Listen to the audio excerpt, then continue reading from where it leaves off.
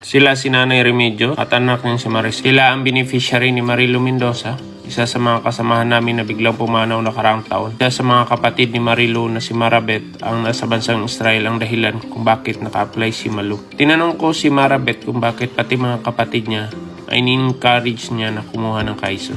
Para hindi mamroblema ang pamilya ko. Pero naisip ko, hindi pwede na sarili ko lang po proteksyonan ko. Paano naman yung ate ko? Paano naman yung nanay ko? Paano yung bayaw ko? Diba?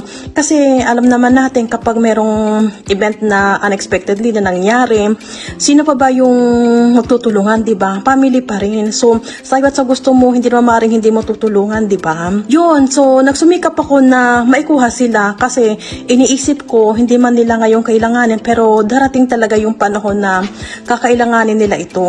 At alam ko na magiging malaking tulong ito sa buhay nila. Marami ang matutulong sa katulad namin wala. Palibasa ako kami mahirap lamang. Kung hindi ang gawa ng aking anak, hindi namin kami makakakulang.